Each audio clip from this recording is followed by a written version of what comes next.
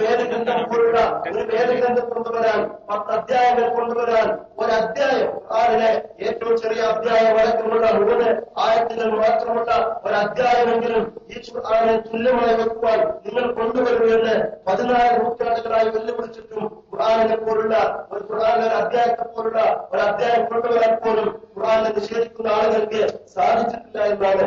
അതിലുപരിയായി ആത്യന്തികമായി മനുഷ്യ ജീവിതത്തെ കുറിച്ചുള്ള കൃത്യമായ ലക്ഷ്യത്തെ സംബന്ധിച്ച് വിശുദ്ധ ഖുർആൻ പറഞ്ഞിട്ടുണ്ട്. ഖുർആനിലെ 3-ാം അധ്യായം സൂറത്ത് ആല ഇംറാനിലെ 185-ാമത്തെ വചനത്തിലൂടെ കുല്ലു നഫ്സിൻ ദാഇഖത്തുൽ മൗത്ത് വഇന്നമാ തുവഫൗന ഉജൂറക്കും യൗമൽ ഖിയാമ ഫമൻ സുഹ്സിഹ അനിന്നാർ വഉദ്ഖിലൽ ജന്ന ഫഖദ് ഫാസ് വമൽ ഹയാത്തുദ് ദുനിയ ഇല്ലാ മതാഉൽ ഖുറൂർ. ഓരോ ദേഹങ്ങളും മരണം അനുഭവിക്കുമെന്നും മരണം ആസ്വദിക്കുമെന്നും നമ്മുടെ പ്രവർത്തനങ്ങൾക്കുള്ള പൂർണ്ണമായ പ്രതിഫലം ലഭിക്കുന്നത് മരണാനന്തര ജീവിതത്തിലാണ് എന്നും അവിടെ സ്വർഗമുണ്ട്, നരകമുണ്ട്, നരകത്തെ അകറ്റി നിർത്തി ആരാണ് സ്വർഗത്തിൽ പ്രവേശിക്കുന്നത് അവരാണ് വിജയിക്കുന്നത് എന്നും ഈ ഐഹിക ജീവിതം കബളിപ്പിക്കുന്ന വിഭവമല്ലാതെ മറ്റൊന്നുമല്ല എന്ന് വിശുദ്ധ ഖുർആൻ പഠിപ്പിക്കുക വഴി ആളുകളെ സംസ്കരിക്കുവാനും യഥാർത്ഥത്തിലുള്ള സംസ്കാരത്തിലേക്ക് ആളുകളെ തിരിച്ചു വിളിക്കാനും തിന്മകളില്ലാത്ത ചൂഷണങ്ങളില്ലാത്ത ജീവിതത്തിലേക്ക് ആളുകളെ വഴി കാണിക്കുവാനും വിശുദ്ധ ഖുർആൻ ശ്രമിച്ചിട്ടുണ്ട്. വിശുദ്ധ ഖുർആൻ ആളുകൾ വിളിച്ചിട്ടുണ്ട്. സ്വാഭാവികമായും ഈ കാര്യങ്ങൾ വെച്ച് പരിശോധിച്ചു നോക്കുമ്പോൾ ഏത് തരത്തിലുള്ള ആളുകളാണെങ്കിലും വിശുദ്ധ ഖുർആനെ പഠിക്കാനും പകർത്താനും ശ്രമിക്കുമ്പോൾ സ്വാഭാവികമായും ഏത് മേഖലയിലുള്ള ആളുകളാണെങ്കിലും ഖുർആൻ അത്ഭുതങ്ങളുടെ അത്ഭുതമാണ് എന്ന് ലോകാവസാനം വരെയുള്ള ആര് പരിശോധിച്ചു നോക്കിയാലും അവർക്ക് ബോധ്യപ്പെടും എന്നാണ് ഈ വിഷയം ഇവിടെ അവസാനിപ്പിക്കുമ്പോൾ എനിക്ക് നിങ്ങളോട് പറയാനുള്ളത്. അതുകൊണ്ട് നിങ്ങളുടെ തുറന്ന ചർച്ചയ്ക്ക് വേണ്ടി ഈ വിഷയത്തെ നിങ്ങൾ ഉപയോഗിക്കുകയും വിശുദ്ധ ഖുർആനിനെ എങ്ങനെ പരിശോധിച്ചു നോക്കിയാലും ദൈവികമാണ് എന്ന് ബോധ്യപ്പെടുമെന്ന ആ ഒരു ചിന്തയിൽ നിന്നാവട്ടെ ഇനിയുള്ള ഈ സെഷനിലെ ചോദ്യങ്ങൾ, നിങ്ങളിൽ നിന്നുള്ള ചോദ്യങ്ങൾ വരേണ്ടത്. ആ രൂപത്തിൽ ഈ സെഷനെ കൈകാര്യം ചെയ്യുവാൻ നിങ്ങൾ ഓരോരുത്തരും പരിശ്രമിക്കണമെന്ന് മാത്രം പറഞ്ഞുകൊണ്ട് ഞാൻ എന്റെ വാക്കുകൾ അവസാനിപ്പിക്കുന്നു. വസല്ലല്ലാഹു അലാ നബിയിന മുഹമ്മദിൻ വഅലാ ആലിഹി വസഹ്ബിഹി അജ്മഈൻ വൽഹംദുലില്ലാഹി റബ്ബിൽ ആലമീൻ. അസ്സലാമു അലൈക്കും വറഹ്മത്തുള്ളാഹി വബറകാതുഹു.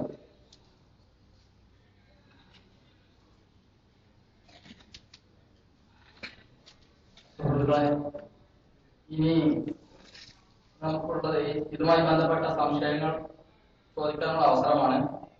ഇവിടെ അവതരിപ്പിച്ച വിഷയവുമായി ബന്ധപ്പെട്ടതോ അല്ലെങ്കിൽ അതിനപ്പുറം ഇസ്ലാമുമായി ബന്ധപ്പെട്ട വിമർശനങ്ങൾക്കെല്ലാം തുറന്ന് ചോദിക്കാനുള്ള ഒരു അവസരമാണിത്. നമ്മുടെ ചോദ്യോത്തരം എന്നതിനപ്പുറം സദസ്സുമായിട്ടുള്ള ഒരു സൗഹൃദ സംഭാഷണമാണ് ഉദ്ദേശിക്കുന്നത്. പ്രത്യേകിച്ച് ഇതിൽ പങ്കെടുത്ത വിദ്യാർത്ഥികളായ മുസ്ലിം സഹോദരങ്ങൾക്ക് സംശയങ്ങൾ ചോദിക്കാനുള്ള അവസരങ്ങളാണ് നമ്മൾ കൂടുതൽ ഉദ്ദേശിക്കുന്നത്. അതുകൊണ്ട് തന്നെ സംശയങ്ങൾ ചോദിക്കേണ്ട ആളുകൾ അവിടെ എഴുന്നേറ്റ് നിന്നാൽ സംഘാടകർ നിങ്ങളുടെ അടുത്തേക്ക് മൈക്കുമായി വരും. നിങ്ങൾ ചോദിക്കുക. നേരത്തെ പറഞ്ഞ പോലെ ഇതിൽ വിഷാദത്തെ പോലെ ഇതിൽ ഉള്ള നമ്മുടെ തെറ്റിദ്ധാരണകളും സംശയങ്ങളും വിമർശനങ്ങളും എന്തും ആവട്ടെ തുറന്ന് ചോദിക്കാനുള്ള അവസരമാണ്. അതില് നിങ്ങൾ മനസ്സിലാക്കേണ്ട ഒരു കാര്യം, ഇത് റെക്കോർഡ് ചെയ്യപ്പെടുന്നുണ്ട്. അത് ഇനി ചോദിക്കാനുള്ള പ്രയാസമുള്ള ആളുകൾ, റെക്കോർഡ് ചെയ്യുന്നുണ്ട് എന്നതിന്റെ പേരിൽ ചോദിക്കാൻ പ്രയാസമുള്ള ആളുകൾ പറഞ്ഞാൽ അത് നീക്കം ചെയ്യാനും സംഘാടകർ തയ്യാറാണ് എന്ന് അറിയിച്ചോളൂ. നിങ്ങൾക്ക് മൈക്കുമായി സംഘാടകർ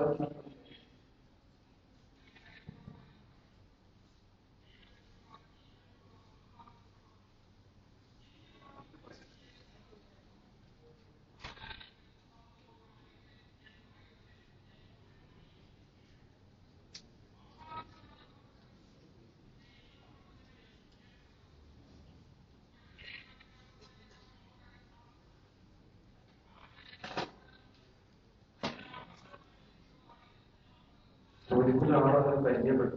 പേര് ക്യാമറയിൽ കാണാം.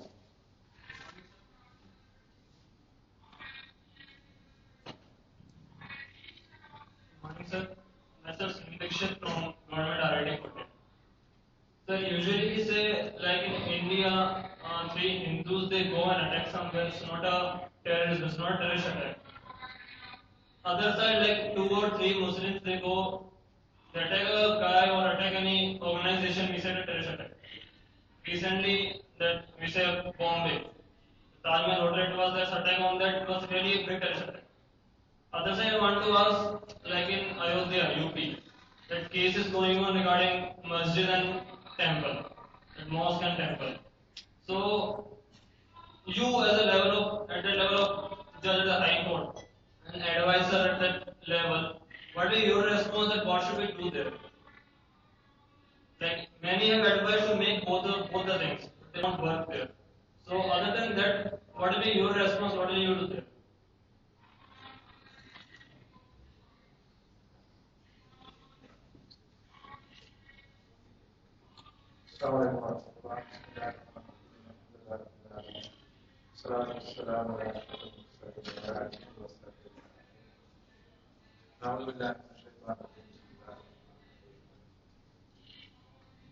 من يبتغي غير الإسلام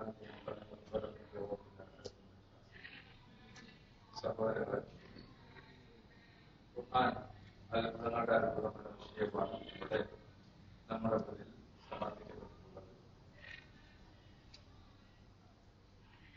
വേദഗ്രന്ഥം എന്നുള്ള നിലക്കും അവസാനത്തെ പ്രവാചകന്റെ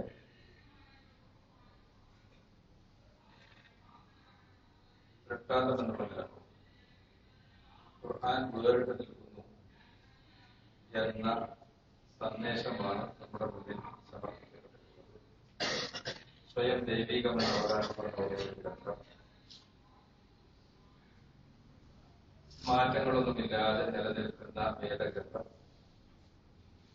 വൈരുദ്ധ്യങ്ങളില്ല എന്ന് സ്വയം പ്രഖ്യാപിക്കുന്ന ഗ്രന്ഥം, മനുഷ്യരുടെ കരവേദകൾ നടന്നിട്ടില്ലാത്ത ഗ്രന്ഥം,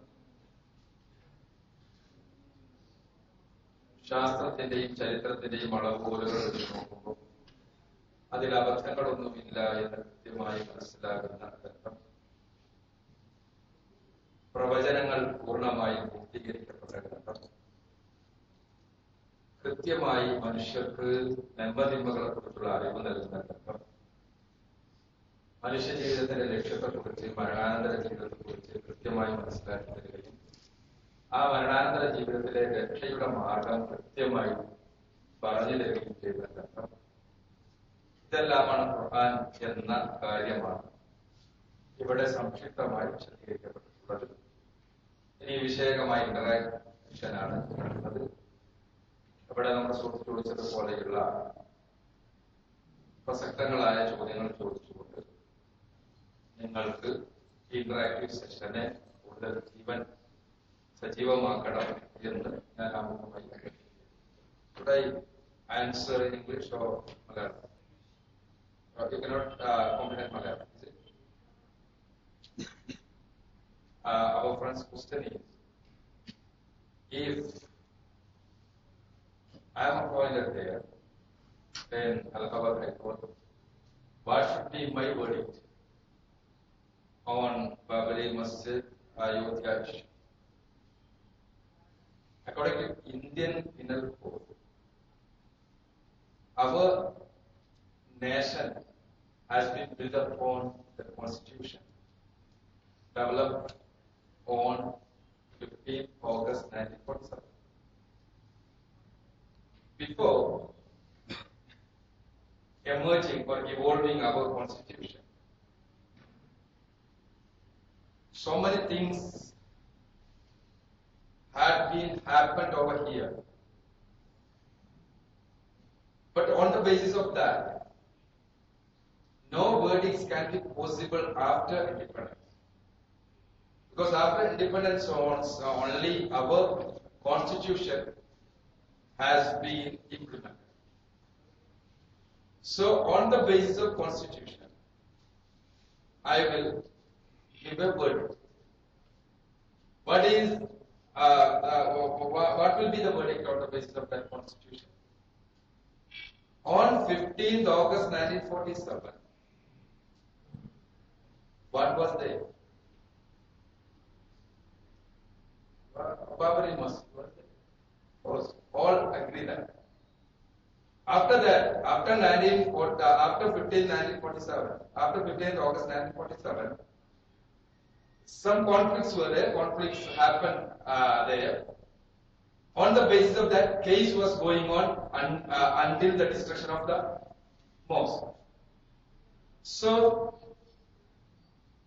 if we believe our nation should be built on the basis of our constitution, we have to have a verdict on the basis of the constitution. Our constitution cannot be elastified before 15th August 1947. So that most should be built. Even though Hindu revivalist claim is true, even though, if we believe that, if we think that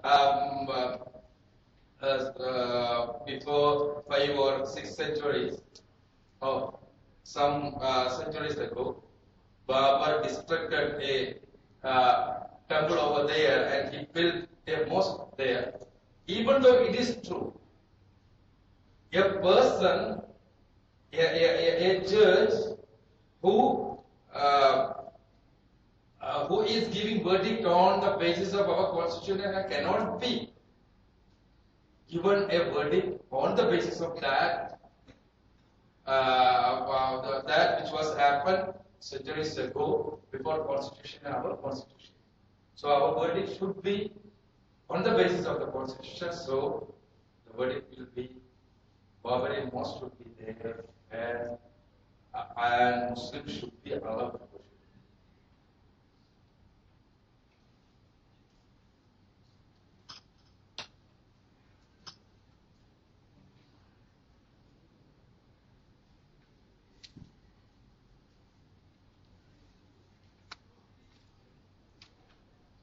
You can ask if there is any further question.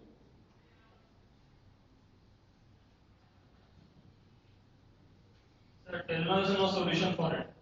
Even there is no temple or mosque, they have not built anything. So according to you, we should give God under the constitution. So you mean like at present our constitution is just a waste. So no use. If they are not able to point out any solution, means what's the use of constitution? But I don't get it. You told according to the constitution, we're a democratic country. So we should build a mosque there. So till now there is no solution to there. Yes, of course. It's because of the implementation of the constitution. Yeah, because we are not there to implement the constitution. That's the reason over there.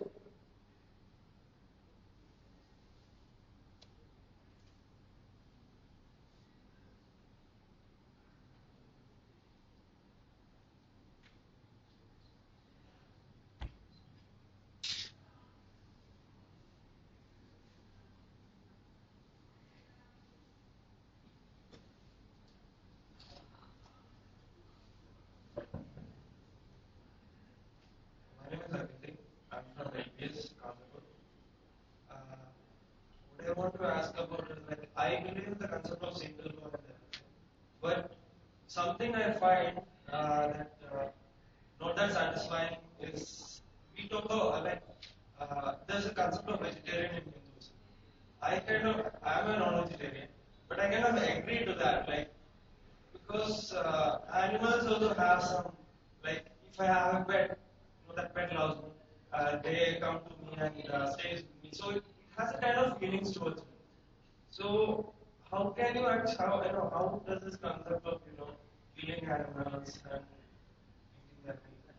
So in Hinduism they say if you eat meat, there's a kind of spiritual what they call as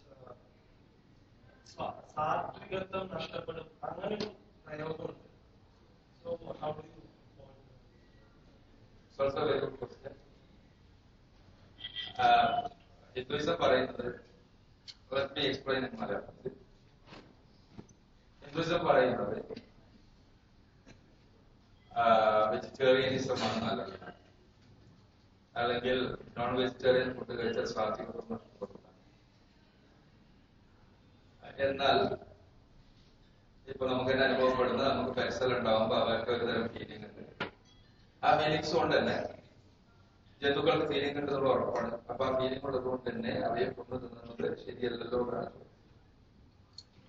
non vegetarian ആണല്ലോ, കൊണ്ടു തിന്നാനാണ്. പക്ഷെ ഇവിടെ ഇസ്ലാമിന്റെ ഒരു mission നമ്മൾ ക്ലിയറായി. ഇസ്ലാം 100%, ഇസ്ലാമിന്റെ ഒരു പ്രത്യേകത തന്നെ 100% നേച്ചറിലാണ്. All laws in Islam is 100% compatible with our nature. അതുകൊണ്ട് ഇസ്ലാമിന് ഒരു പ്രകൃതി വിരുദ്ധമായ നിയമം പറയാൻ പറ്റും. ബിക്കോസ് ഇസ്ലാം പറയുന്നത് തന്നെ ഇസ്ലാം ദൈവത്തിൽ നിന്നുള്ളതാണ്, ദൈവമാണ് പ്രകൃതിയെ പ്രിസർവ് ചെയ്യുന്നത് അല്ല. അപ്പോ ഈ ദൈവത്തിൽ നിന്നുള്ള ഇസ്ലാം പ്രകൃതി മതമായ പ്രകൃതിയുടെ 100% പ്രകൃതിയുമായി പൊരുത്തപ്പെടുന്ന മതമായ ഇസ്ലാം നോൺ വെജിറ്റേറിയൻ ഫുഡ് അനുവദിക്കും. എന്തുകൊണ്ട്? ജന്തുക്കൾക്ക് ഫീലിംഗ് ഇല്ലാത്തത് കൊണ്ടോ, അതല്ലെങ്കിൽ പിന്നെ ഈ ജന്തുക്കളെ കൊല്ലുന്നത് ഒരിഷ്ടമുള്ള പണിയായതുകൊണ്ടോ, എന്തുകൊണ്ടാണ്? ഇവിടെ ഒന്നാമതായി നമ്മൾ മനസ്സിലാക്കേണ്ട ഒരു കാര്യം, എന്താണ് ഈ പ്രകൃതിയുടെ നിലനിൽപ്പിന്റെ അടിസ്ഥാനപരമായ നിയമം?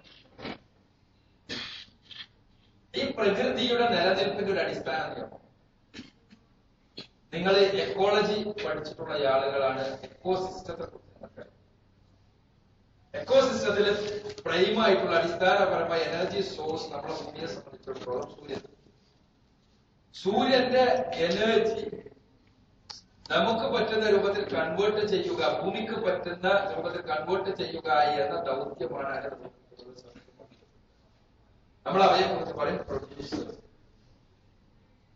ഈ സസ്യങ്ങൾ ഈ സൂര്യന്റെ എനർജി നമുക്ക് പറ്റുന്ന രൂപത്തിൽ പാക്ക് ചെയ്ത് തന്നു കഴിഞ്ഞാൽ അത് കൺസ്യൂം ചെയ്യലാണ് ജന്തുക്കൾ.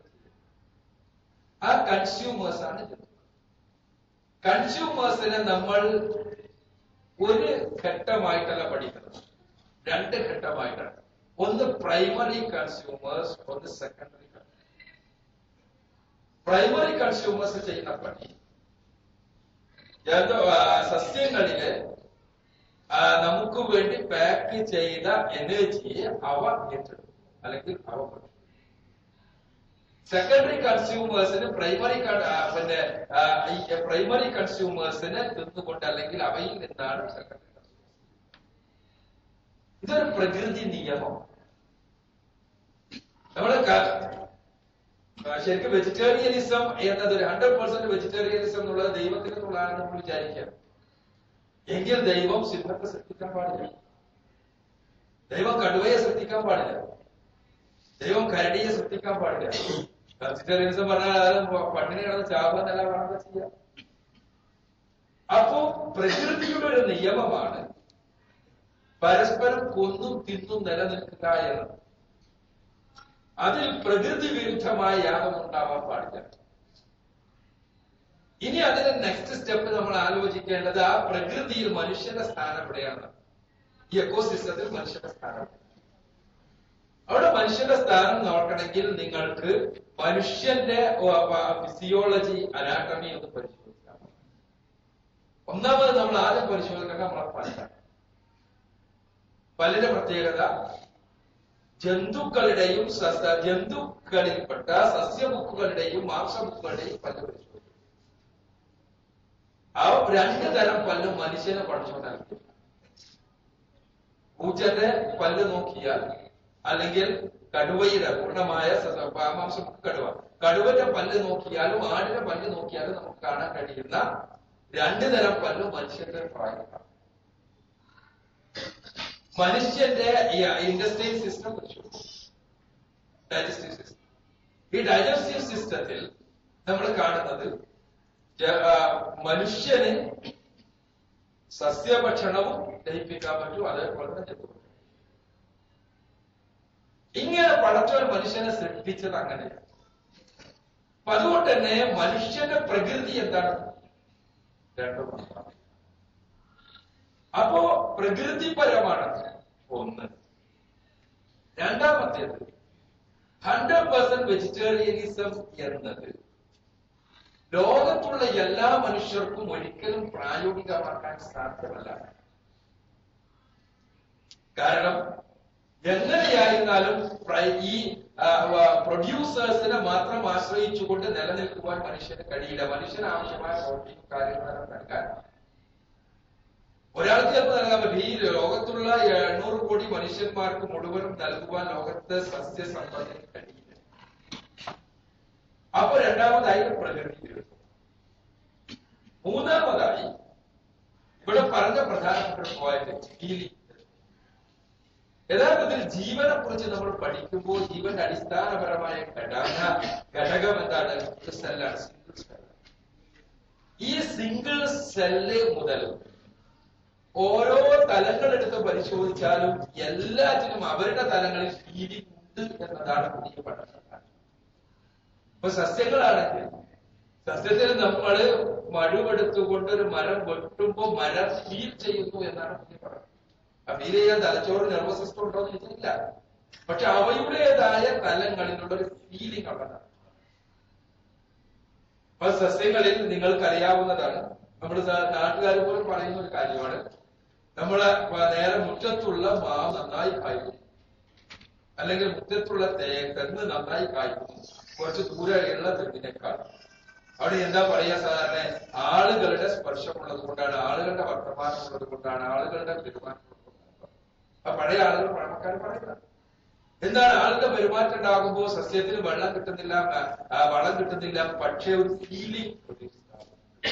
ഞാൻ പറഞ്ഞു വരുന്നത് ഫീലിംഗിന്റെ ബേസിസ് നമ്മൾ എടുത്തു നോക്കിയാൽ ഒരു സസ്യത്തിന് തിന്നാൻ കഴിയില്ല. ഇനി വെജിറ്റേറിയനിസത്തിന്റെ ഭയങ്കരമായ വക്താക്കൾ പറയുക എന്താ വെച്ചാൽ സസ്യത്തിന് രണ്ട് തരത്തിലുള്ള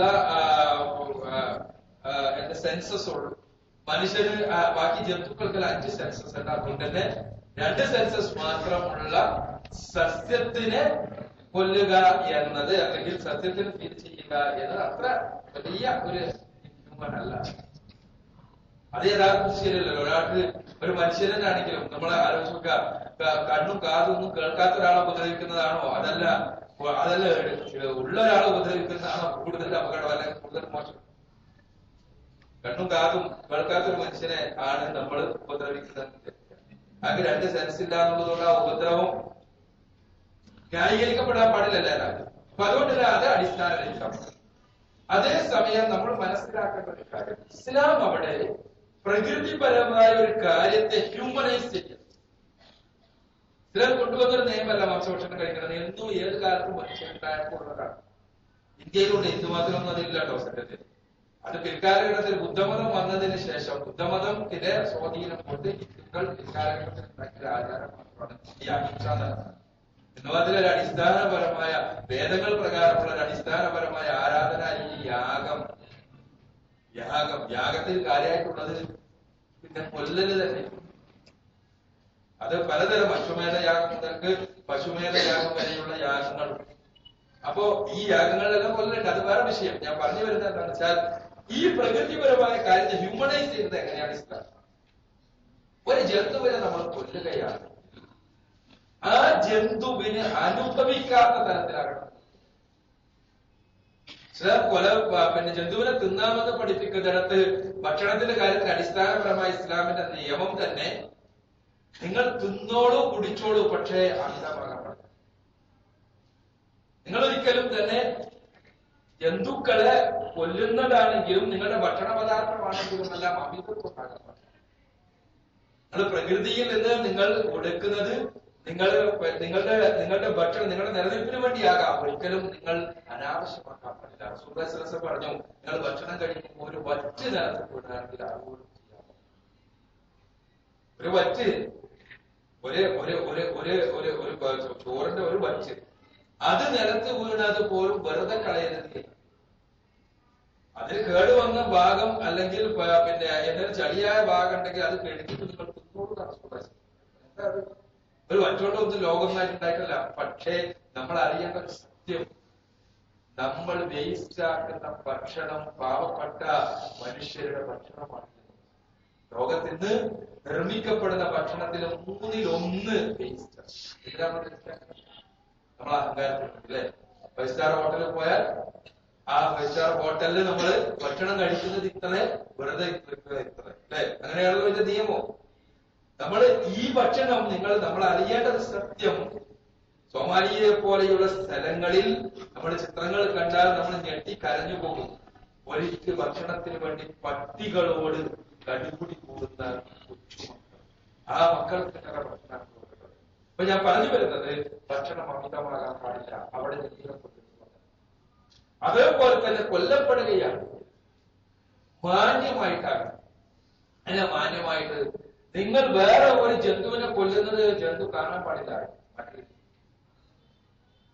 ഞാൻ കൊല്ലപ്പെടും എന്നുള്ളൊരു ബോധം പോലും മനസ്സിലാക്കാൻ പാടില്ല.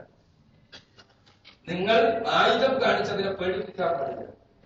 നിങ്ങൾ കൊല്ലുന്നതാകട്ടെ തികച്ചും ശാസ്ത്രീയമായിട്ടാകണം. അതെന്താണ്? അത് ഇസ്ലാമിന്റെ ജന്തുക്കളെ കൊല്ലുന്ന രീതി നിങ്ങൾ പരിശോധിച്ച് നോക്കുക. ആദ്യം ചെയ്യുക തലച്ചോറിലേക്കുള്ള വേദനയുടെ നെറുവിന് അളക്കലാണ്. ജന്തുക്കളെ സാധാരണ കോഴിയിലെല്ലാം നമ്മൾ അറക്കുകയാണെങ്കിൽ കഴുത്തിന്റെ ഈ ഭാഗം എന്താണ്, ഇവിടെയാണ് തലച്ചോറിലേക്കുള്ള വേദനയുടെ നാടി സ്ഥിതി ചെയ്യുന്നത്. അവിടെ വേദന ഇല്ല. ജന്തുവിന് വേദന അനുഭവിക്കുന്നില്ല. ആ ഒരു സെക്കൻഡിന്റെ ചെറിയൊരു അംശത്തിലല്ലാതെ. അത് തന്നെ പറഞ്ഞു, എന്ത് നിങ്ങൾ അറക്കാൻ ഉപയോഗിക്കുന്ന കത്തി അത്രയും മൂർച്ചയുള്ളതാണ്. ഒരു സെക്കൻഡ് കൊണ്ട് അറവ്. അപ്പൊ ഞാൻ പറഞ്ഞു വരുന്നത് തികച്ചും നേച്ചറലായിട്ടുള്ള നിയമം, അതിനെ ഹ്യൂമനൈസ് ചെയ്യുകയാണ് ഇസ്ലാം ചെയ്തിട്ടുള്ളത്. അവിടെ നേച്ചർ, മറ്റേ നിയമങ്ങൾ നേച്ചറലല്ല എന്നുള്ളത് കൊണ്ട് തന്നെ നേച്ചറലായിട്ടുള്ള ഇസ്ലാമിനെ സ്വീകരിക്കാൻ കഴിയില്ല.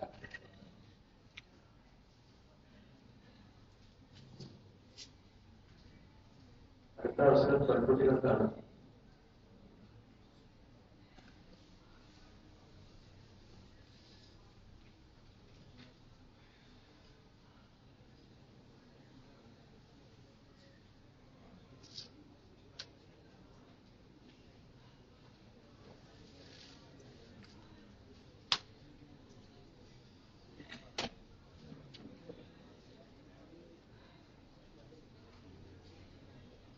നമുക്ക് സമയം വളരെ കുറവാണ്.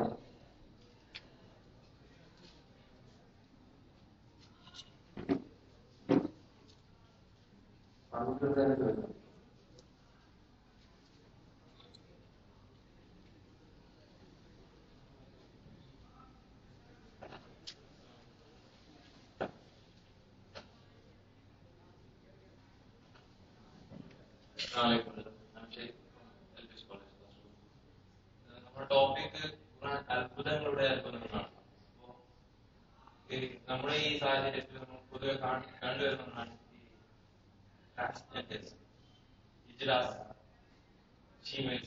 അതിനെക്കുറിച്ചൊന്നും ഖുർആനൊക്കെ പറയുന്നില്ല.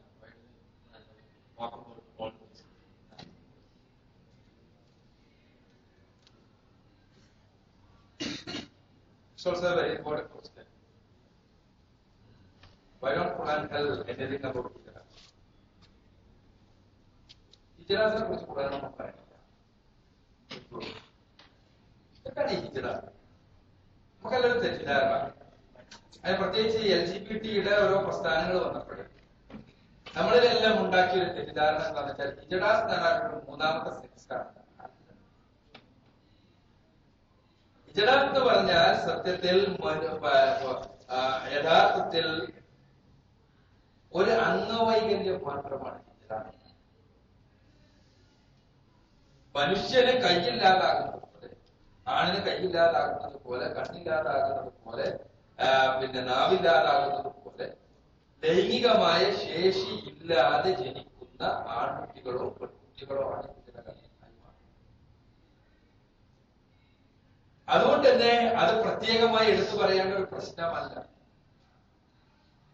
കൈയില്ലാത്തവരെ കുറിച്ച് പറഞ്ഞിട്ടില്ലാത്തതുപോലെ, കണ്ണില്ലാത്തവരെ കുറിച്ച് പറഞ്ഞിട്ടില്ലാത്തതുപോലെ അത് പ്രത്യേകമായി എടുത്തു പറയേണ്ട ഒരു വിഷയമല്ല ഖുർആനിനെ സംബന്ധിച്ചിടത്തോളം. കാരണം എല്ലാവർക്കും ആവശ്യമായ, മനുഷ്യർക്കുള്ളതാക്കി എല്ലാവർക്കും ആവശ്യമായ നിയമങ്ങളാണ്. ഇവിടെ നമുക്ക് പലപ്പോഴും ഹിജറകൾ ഒരു മൂന്നാം സെക്സാണ് എന്നുള്ളൊരു ധാരണ വളർത്താൻ വേണ്ടി ഉള്ള ബോധപൂർവമായ ശ്രമങ്ങൾ ഈ LGBT പ്രസ്ഥാനങ്ങളുടെ ഇപ്പോ നമ്മുടെ നാട്ടിൽ തന്നെ സ്വർഗരതി നിയമം മൂലം അനുവദിക്കപ്പെടുന്ന ഒരവസ്ഥയിലേക്ക് എത്തി. അല്ല ഈ LGBT പ്രസ്ഥാനങ്ങളുടെ പ്രവർത്തനപരമായി. അപ്പൊ അതുവഴിയില് അവയുടെ സ്വാധീനം കൊണ്ട് ഇങ്ങനെ ഉണ്ടാവും. സത്യത്തിൽ LGBT വേറെ വലിയൊരു ചൂഷണത്തിന്റെ ഒരു ലോകമാണ്. ചോദ്യം അല്ലാത്തതുകൊണ്ട് ഞാൻ അങ്ങനെ പോകുന്നില്ല. അപ്പോ യഥാർത്ഥത്തിൽ ഹിജടകൾ എന്നത് ഇപ്പൊ നമ്മുടെ നാട്ടിൽ ഹിജടകളുണ്ട്, കേരളത്തിൽ ഉണ്ടോ ഉണ്ടോ അല്ലേ? ഉണ്ട്. എന്നാ നിങ്ങൾ ആരും കണ്ടിട്ടുണ്ടോ? ആ സമയം ബോംബെ പോയ ഒരാളോട് ചോദിക്കേണ്ട ആവശ്യമില്ല അല്ലെ? ബോംബെയിലെ ഹിജടകൾ എക്സ്പ്ലിസിറ്റ് ആണ്, പുറത്ത് നമുക്ക് കാണാൻ കഴിയുന്നതാണ്. എന്താ കാരണം? അവിടെ സൊസൈറ്റി ആയിട്ട് അവർ മാറി നിൽക്കുന്നുണ്ട്. അതിന് ഒരു കൾച്ചറാക്കി കൊണ്ട് നടക്കുന്നുണ്ട്. അതുകൊണ്ട് തന്നെ അതിന് മോട്ടിവേഷൻ നടക്കുന്നു, അത് ഒരു കൾച്ചറാക്കി നടക്കുന്നു. അതുകൊണ്ട് തന്നെ അവരറിയപ്പെടുന്നു. നമ്മളടിക്കുന്നുണ്ട്. അതിന് നമ്മൾ ആൺകുട്ടികളായും പെൺകുട്ടികളായും ജീവിക്കുന്ന ആളുകളിൽ ലൈംഗിക ശേഷിയില്ലാത്ത ആ ലൈംഗിക ശേഷി ഇല്ലായ്മ തരം പല തലങ്ങളിലുണ്ട്. ഇപ്പൊ ശാരീരികമായി ലൈംഗികത എന്ന് പറയുമ്പോ ആ ലൈംഗിക ശേഷി ശരീരബന്ധത്തിനുള്ള ശേഷി ഇല്ലായ്മ മാത്രമായിട്ടുള്ളത്. ലൈംഗികമായ ആഗ്രഹമുള്ള ശേഷിയില്ലാത്ത ആളുകളുണ്ട്. അത്തരം ആളുകൾക്കെല്ലാം തന്നെ അവരുടെ തലങ്ങൾ വെച്ചുകൊണ്ട് ലൈംഗികത ആസ്വദിക്കാൻ പറ്റുന്ന കാര്യങ്ങളും ഉണ്ട്. ദേഹശാസ്ത്രം അതിനുള്ള മാർഗങ്ങൾ പറഞ്ഞിട്ടിരുന്നുണ്ട്. അപ്പൊ അതുകൊണ്ട് തന്നെ ഞാൻ പറഞ്ഞു വരുന്നത് എന്താ വെച്ചാൽ അവരെ പ്രത്യേക വിഭാഗമാക്കി മാറ്റി നിർത്തുന്നത് ശരിക്കും പറഞ്ഞാൽ നേച്ചറലല്ല, അത് അപകടകരമായ പ്രവണതയാണ്. അത് മറ്റൊരു കൾച്ചർ ഉണ്ടാക്കിയാണ് ചെയ്യുന്നത്. അതിന് ഇസ്ലാം അനുകൂലിക്കുന്നില്ല.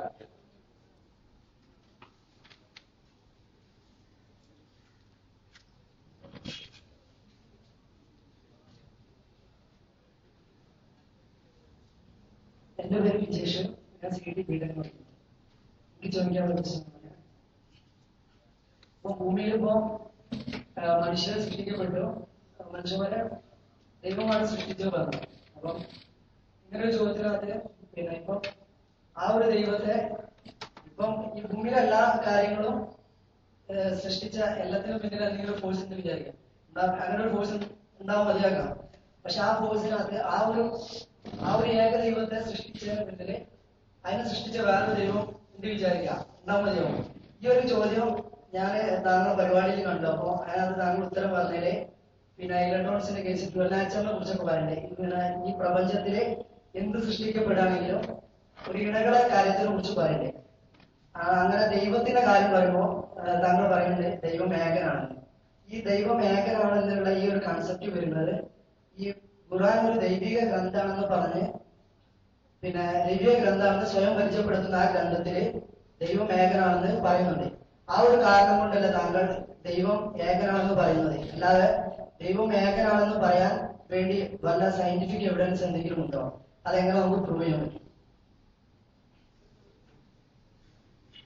ദൈവം ഏകനാണെന്ന് ഖുർആന്റെ അടിസ്ഥാനത്തിൽ പറയുന്നത് സയന്റിഫിക് എവിഡൻസ് ഉണ്ടോ? ചോദ്യം വളരെ പ്രധാനപ്പെട്ട ഒരു ചോദ്യം.